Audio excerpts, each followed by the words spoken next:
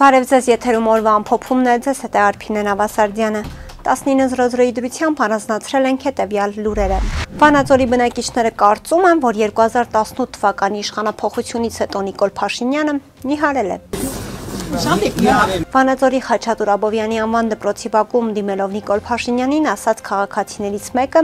ինչին կառավարության ղեկավարը հետևյալ կերպ արձագանքեց։ Նիհարել է, երբ որ մարդը նիհարում է, այդ լավ է, ոչ թե։ Կանանցից մեկն էլ Սանկտ Պետերբուրգի Թաղմասի տնականային Ավանի բոլոր բնակիչների անունից հետաքրքրվեց, թե երբ բնակարան կունենա, ապա նշեց, իշխանափոխությունից հետո վստահ էր, որ շուտ կունենար։ Ի պատասխան Նիկոլ Փաշինյանը նշեց. Հեղափոխության նպատակը երբեք այն չի եղել, որ մարդկանց տներ բաժանի, հեղափոխության նպատակը եղել է այն, որ մարդկանց աջակցի, օգնի, դրդի, դնի մի վիճակի մեջ, որ մարդիկ աշխատեն, վաստակեն, պետության հարկերը վճարեն եւ իրենց համար բնակարան ձեռք բերեն։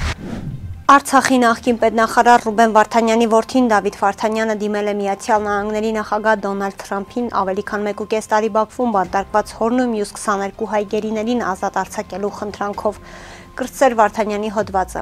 Հայրս ավելի քան 550 օր բանտում է պարզապես քրիստոնյա լինելու համար վերնագրով հրապարակվել է ամերիկյան Fox News-ը։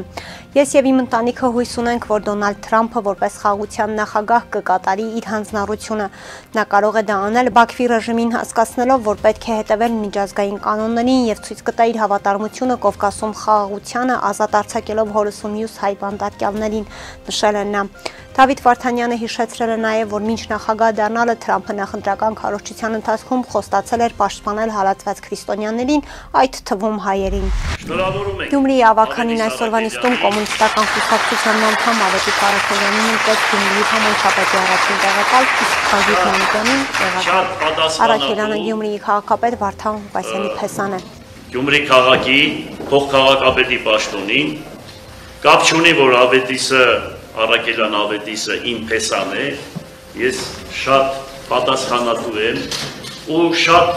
պահանջելու եմ իրենից ավելի շատ, քան որևիցե մեկից։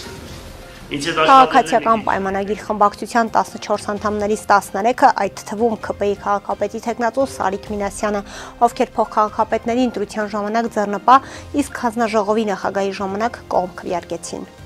Հանրապետություն կուսակցությունը Երևանը չի հանձնի ռուսահպատակներին խոստանում է կուսակցության առաջնորդ Արամ Սարգսյանը, ում թիմակից Նոր-Նորքի թաղապետ Տիգրան Տեր-Մարգարյանն իր աշխատակիցների հետ դաժան ծեծի էին ենթարկել ակտիվիստ Արթուր Չախոյանին։ Հանրապետություն կուսակցությունը Երևան քաղաքում կոալիցիա չի կազմել քաղաքացիական պայմանագիր կուսակցության հետ պաշտոններ ունենալու մոլուցքով, մենք գաղափարական ենք, պաշտոններից հրաժարվելու դեպքում անգամ հավատարիմ կմնանք կոալիցիոն հուշագրին եւ մայրաքաղաքը չենք տա ռուսահպատակներին, հույս չունենաք, գրել է Սարգսյանը։ Նշենք, որ նախորդին Մալաթիա Սեբաստիա վարչական շրջանի ղեկավար Ռոմիկ Մխիթարյանը, ով նույնպես Հանրապետություն կուսակցության անդամ է, հարցազրույցում հայտարարել էր, որ եթե Տիգրան Ավինյանը Նոր-Նորքի թաղապետարանում տեղի ունեցած ծեծուջարդից հետո որոշում կայացնի հեռացնել Նոր-Նորք վարչական շրջանի ղեկավար Տիգրան Տեր-Մարգարյանին, իրենք միանշանակ բոլորով վայր կդնեն իրենց լիազորությունները։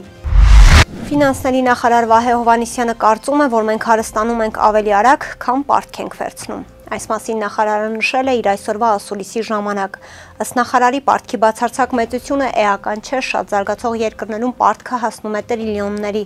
Պարտքի բացարձակ մեծությունը էական չէ, այն հաշվարկվում է հնայի հետ հարաբերակցությամբ, կապ ունի, թե որքան եկամուտ ունենք։ Կարևորը այն է, թե ինչքան է մեր հնան զուգահեռաբար աճում։ Այսինքն մենք հարստանում ենք ավելի արագ, քան մենք պարտք ենք վերցնում։ Սա նշանակում է նաև այն, որ այն պարտքը, որը մենք վերցնում ենք, որպեսզի ներդրումներ կատարենք մեր ենթակառուցվածքների մեջ կամ տարբեր ուղղություններով, վերադառնում եմ, այսինքն արդարացված է։ Ասաց նախարարը նշելով, որ 2018 թվականի համեմատությամբ բյուջեի եկամուտները ավելացել են 1.8 միլիարդից հասնելով 3.5 տրիլիոնի։ Ամեն տարի մեր բյուջեի եկամուտները միջինում ավելանում են 200 միլիարդ դրամով, իսկ մեր պարտքի սպասարկման ծախսերը աճում են 20-ից 30 միլիարդ դրամով, ասել է նա։ Գյումրու ավականու իմ հզոր համայնք խմբակցության ղեկավար Ռուբեն Մխիթարյանը հանձնաժողովի նախագահի եւ փոխնախագահների ընտրության ժամանակ դեմ է քվեարկել քաղաքացիական պայմանագիր կուսակցության ներկայացուցիչներին։ Հարցին ինչն էր պատճառը, որ դեմ քվեարկեցին քաղաքացիական պայմանագիր խմբակցության հանձնաժողովի նախագահի կամ տեղակալի պաշտոնում առաջադրված թեկնածուներին, Մխիթարյանն բայց ես նաեւ տեսել եմ վերջին 7 տարվա ընթացքում թե քաղաքացիական պայմանագիր կուսակցության կադրային քաղաքականությունը իրենից ինչ է ներկայացնում։ Իդեպ այդ կադրային քաղաքականությունից բողոքում է հենց այսօրվա երկրի ղեկավարը, ասում է, որ կադրերի խնդիր ունեն իրենք։ Հիմա ես 7 տարի տեսել եմ, թե այս պետությունը ինչի են հասցրել իր նշանակումները, ինչի պիտի ես անգամ վստահեմ քաղաքացիական պայմանագիր կուսակցության այս կամ այն թեկնածուին։ Լրագրողներ առանց սահմանների կազմակերպության մամուլի ազատության ամենամյա սանդղակում Հայաստանը բարելավել է դիրքերը աշխարհի 180 երկրների շարքում զբաղեցնելով 34-րդ տեղը։ Անցած տարի Հայաստանը 43-րդ հորիզոնականում էր։ Միաժամանակ հեղինակավոր կազմակերպությունը փաստում է, որ չնայած բազմակարծիք միջավայրին հայաստանյան մեդիան շարունակում է մնալ բևեռացված։ Մամուլի ազատության միջազգային օրվա նախօրեին հրապարակած զեկույցում լրագրողներ առանց սահմանների կազմակերպությունը փաստում է, որ Հայաստանն առերեսվում է ապատեղեկատվության եւ ատելության խոսքի աննախադեպ մակարդակի, ինչը պայմանավորված է ներքաղաքական լարվածությամբ, սահմանների անվտանգության խնդիրներով եւ Ռուսաստանի ու Եվրոպական միության միջև բարդ աշխարհաքաղաքական դիրքով։ Մամուլի ազատության վիճակը երկրում գնահատվել է բավարար, Հայաստանը հարևան բոլոր երկրներից առաջ է, Հայաստանին հաջորդում է Մոլդովան, որն այս տարի վատթարացրել է դիրքերը։ Ազգային ժողովի անկախ падգամավոր Գեղամ Նազարյանն առաջարկում է սկզբից կրթվել, իմանալու համար թե ինչ է ցեղասպանությունը, ինչու եղավ ցեղասպանությունը։ Այս մասին Նազարյանն ասել է հանրային հեռուստաընկերությանը տված հարցազրույցում։ Երբ որ մենք ամբողջ աշխարհից պահանջում ենք, որ դատապարտեն ցեղասպանությունը, այդ նույն աշխարհն է, եթե մի քիչ ցինիկ ու դաժան լինի, կասի հայ ժողովուրդ, բայց կարծես դու դեռ չես ընկալել ինչա ցեղասպանությունը։ Եթե ընկալեիր, չէիր բարի այն երաժշտության տակ, որտեղ երգում են, որ ասկարները կույս աղջիկներին բռնի տարան երգի տակ։ Մենք ապարում ենք, չէ՞։ Տարիներ, տասնամյակներով այդ երկի տակ ապարել ենք։ Դա էլ է մի հեքիաթասոցություն, սուտ, կեղծիք, երբ որ դպրոցը մենակ շենքն էր եւ ներսի պարունակություն գոյություն չունի ու մենք անտարբեր ենք, դա էլ է սուտ, դա էլ է կեղծիք ու ինչքան ուզես, երբ որ